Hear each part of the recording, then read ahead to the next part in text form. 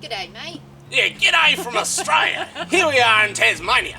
We are actually in Australia, in Tasmania. So meet Sarah Glover. She's an outdoor chef.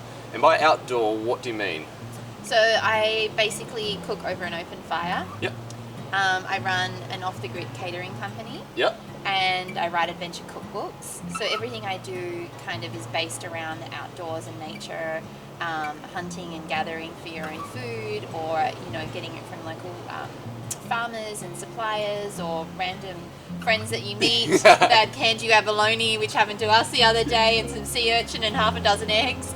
And I kind of draw from like that environment and also nature around me, and I light fires and cook off the back of Harriet and Harriet's the Land Rover. My Land Rover. And have feasts with friends. Sweet. So I'll come over to photograph with Sarah, which explains this. I've now become a chef, which is amazing because Apprentice chef. you get to eat amazing food the whole time. So How are those abs going? yeah, no, it's all flat now. What have we kind of done over the last couple of weeks? Yeah, so I've taken you to Bruny Island and went diving for abalone and cooked it by the beach. We also went up the east coast to my uncle's property and went hunting for a kangaroo and cooked that over the open fire. We've gone hiking into Wineglass Bay, up Mount Amos, so we went camping in Harriet. Pretty much shown the lifestyle of Tasmania, which has been amazing. In terms of kit I've taken over, so currently shooting on the ILCE-7RM3, so I've got two bodies of that with the RXO Mark II, and then lenses I've got the 70-200 f4, the Sony 24 1.4, the 35 1.4, the 55 1.8 and the 85 1.8 with a little tripod. Sounds like my collection of frying pans. Don't even get me started on the frying pans. I don't understand what's going on. But yeah, so watch the next few videos and enjoy.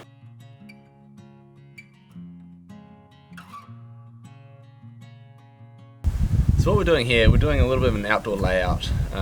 Accommodation, beautiful view, so really lifestyle sort of shot. We're going to tidy it up a little bit, pull the doors to the side, because it's just her in the shot. We're going to just have that one chair, two logs, a little bit of food. We'll see how we go. So now we've got the kind of scene set up. My next plan now is to go around to every sort of angle and line it up before I start shooting, because you might get carried away on one angle, realise, oh no, this is actually going to be not much nicer because, say, this hat might blend with the light background and it might work better against the dark if you move slight that way. Or this background here with all the pillows and stuff that might be a bit too messy, you might need to tidy that up. So first thing is just going around to every spot and be like, okay, this is my number one, this is second grade angle, this is third grade angle, and work your way around. Currently I'm shooting on the Sony ILCE-7RM3 with the 35 1.4.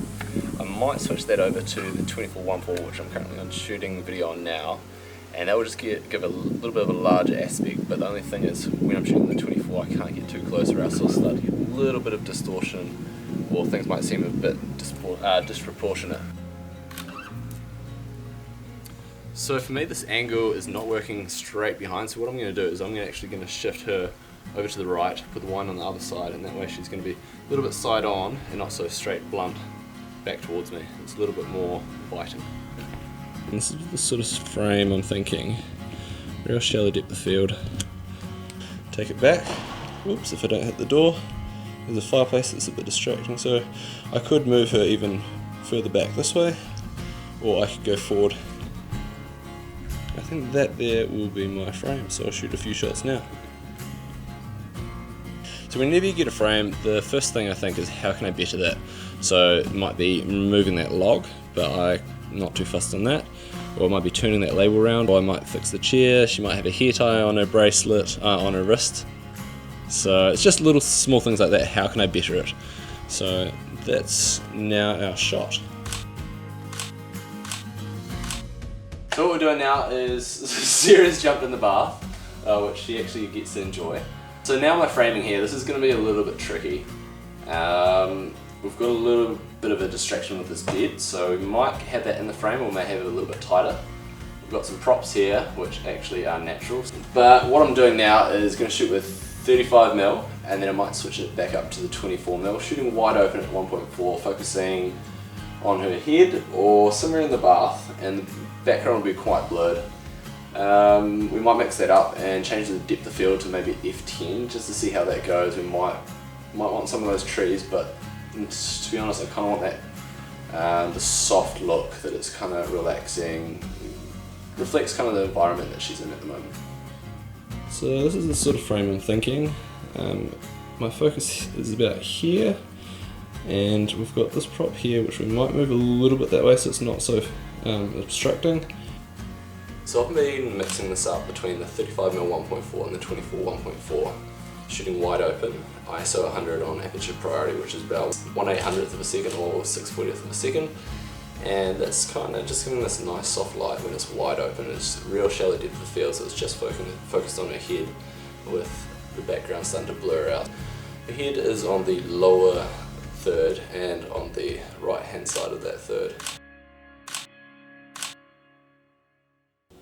Excuse me, we're shooting.